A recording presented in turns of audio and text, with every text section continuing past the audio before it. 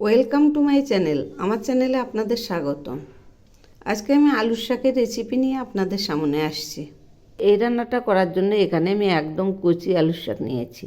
এই যে এইরকম একদম কচি।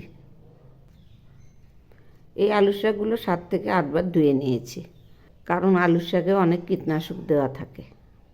এই যে দেখুন, শাকগুলো এইরকম করে মুড়িয়ে নিয়েছি। আর এবার এইরকম করে কেটে ঝুরি করে নেব।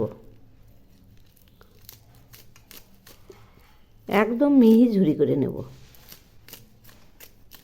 এই যে এইরকম হবে। এভাবেই আমি সবগুলো ঝুরি করে নেব। দেখুন, শাকগুলো সব ঝুরি করা হয়ে গেছে। এবার কড়াই বসিয়েছি। কড়াইয়ে ছোটো 1 বাটি সরিষার তেল দিলাম। তেল গরম হয়েছে। এবার আমি এর মধ্যে কয়েকটা ডালের বড়ি ভেজে নিচ্ছি। এই বড়িগুলো একদম লাল করে ভেজে নেব। বড়ি ভাজা হয়ে গেছে। এখন আমি নামিয়ে নিচ্ছি। এই যে দেখুন, এইরকম কড়া করে ভেজে নিয়েছি। এবার আমি ওই তেলে সামান্য একটু কালো জিরা ফোড়ন দিলাম। আর দিচ্ছি টুকরো করা 2টো বেগুন। দিচ্ছি পরিমাণ মতো লবণ। আর সেই সঙ্গে দিচ্ছি পরিমাণ মতো হলুদ। এবার আমি এগুলি নেড়ে দিচ্ছি। এই বেগুনগুলো খুব ভালো করে ভেজে নেব। বেগুনগুলো ভাজা প্রায় হয়ে এসছে। এবার আমি দিচ্ছি 2টো চেরা কাঁচা লঙ্কা। আর সেই সঙ্গে দিচ্ছি বড়িগুলো। একটু নেড়ে দিচ্ছি। এই যে দেখুন, এগুলি প্রায় ভাজা হয়ে এসছে। এখন আমি এর মধ্যে শাকগুলো দিয়ে দিচ্ছি। ধীরে ধীরে সব শাকগুলোই দিয়ে দিচ্ছি। এখন আমি শাকগুলো নেড়ে দিচ্ছি।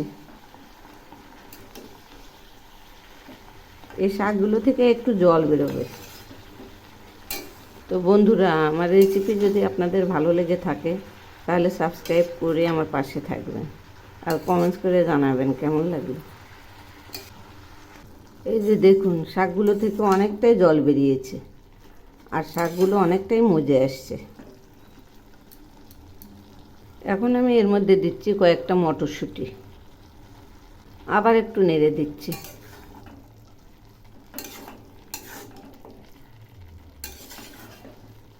এবার আমি দিচ্ছি 1/2 চামচ চিনি।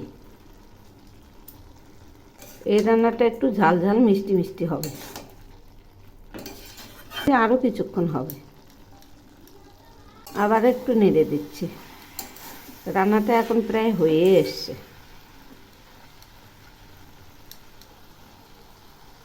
রান্নাটা এখন হয়ে গেছে। এই যে দেখুন, একদম মাখা মাখা হয়ে এসছে। এবার আমি এর মধ্যে দিচ্ছি 5 মিশালি মশলার গুঁড়ো। এর মধ্যে মৌরি, মেথি, জিরে, কালো জিরে, সর্ষে আর একটু রাঁধুনি আছে। এগুলি ভেজে পাটায় গুঁড়ো করে নিয়েছি। এই মশলাটা নামানোর আগে দিলে খুব টেস্ট হয়। রান্নাটা এখন হয়ে গেছে। এবার আমি নামাবো।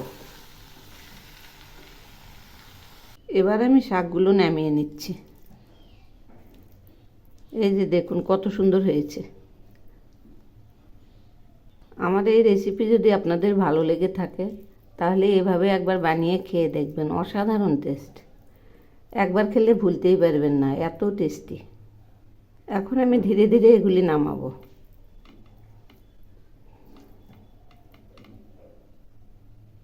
এই যে দেখুন, সব শাকগুলো নামিয়েছি। এই শাক রান্নাটা দেখতে যেমন সুন্দর হয়েছে তেমনি খেতেও টেস্টি হয়েছে।